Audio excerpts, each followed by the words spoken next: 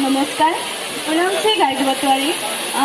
মই শংকৰদেৱ শিশু বিদ্যা নিকেতন বৰবিলাৰ 10ম শ্ৰেণীৰ ছাত্ৰী।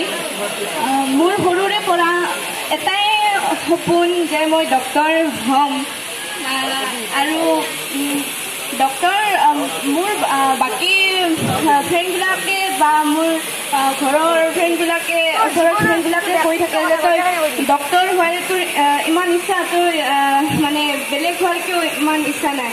আচলতে মই মানুহ বিলাকক বহুত ভাল পাওঁ আৰু মই যেতিয়া ক্লাছ 6-7 মই যেতিয়া ক্লাছ 6-7ত আছিলোঁ তেতিয়া মই মেথছত 63-73 এনেকুৱা পাইছিলোঁ আৰু তাৰপিছত মোৰ এটা মানে মই যদি ডক্তৰ নহত মই এটা এম ৰাখি থৈ দিছোঁ যে মই মেথছত MSc কৰিম।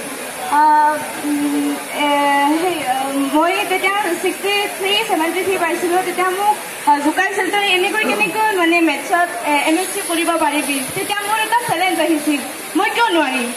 তেতিয়া মই ক্লাছ 8 মই মেথছ মানে যেতিয়াই সময় পাওঁ 1 ঘণ্টা নহ'লে 2 ঘণ্টা এনেকৈ কৰোঁ আৰু প্ৰায় তেনেকৈ কৰোঁতে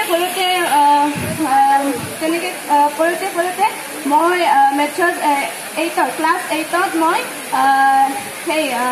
80 পাইছিলোঁ, ক্লাছ 9ত 85 আৰু ক্লাছ 10ত মানে এইবাৰ এনুৱেল এক্সামত মই ক্লাছ 9ৰ এনুৱেল এক্সামত মই 90 পাইছোঁ। সেইটো চেলেঞ্জ ৰাখিছোঁ। আৰু ছাৰ মোৰ এটা কুৱেশ্যন যে মই যদি ডক্তৰ হওঁ তেতিয়া মই মেথছত MSc কৰিব পাৰিম নে নাই হোৱাৰ পিছত আৰু ডক্তৰ হোৱাৰ পিছত। এতিয়া কথাটো হ'ল তুমি ডক্তৰ হৈ গ'লা, তুমি 12ৰ লগতে মেথছ যদি আছে তেতিয়াহ'লে তুমি পিছত তুমি ডিগ্ৰী কৰিব পাৰিবা। ডিগ্ৰী পৰা কৰিব লাগিব ষ্টাৰ্ট মেথছ থাকিলে মানে। আৰু তুমি MBBS পাছ কৰিলা, তাৰপিছত MSc পঢ়িম বুলি ভাবিছা নেকি? হা, মেডিকেল পাছ কৰাৰ পিছতো কি কাৰণে উদ্দেশ্যটো? মেথছটো ভাল পোৱা, তোমাৰ ডক্টৰৰ ক্ষেত্ৰত মেথছ ইউজ হ'ব, মেডিকেল লাইনটো মেথছটো ইউজ হ'ব। গতিকে তুমি কৰ্চটো কৰিলে নহয়। এতিয়া আজিকালি ধেৰ ধৰা অনলাইন আছে, কিবা ডিষ্টেঞ্চ বোৰত কৰিব পৰা। আজিকালি বহুত ইউনিভাৰ্চিটি ক'ভিডৰ টাইমৰ পৰা বহুত ইনষ্টিটিউটবিলাকে অনলাইনত বহুত কৰ্চ দি এৰি দিছে। স্বয়ন পৰ্টেল আছে, তাৰপৰা এনেকুৱা বহুত আছে যিবিলাক তুমি কৰি থাকিব পাৰা কৰ্চ, এইটো সমস্যা নাই। প্ৰথমতে তুমি এটাকৈ কমপ্লিট কৰা বস্তুবিলাক। আৰু এটা কথা চোৱা, মেডিকেল লাইনত যিসকলে যাম বুলি ভাবিছা মিনিমাম 9 বছৰ পঢ়াৰ পিছতহে কমপ্লিট হ'ব। কিন্তু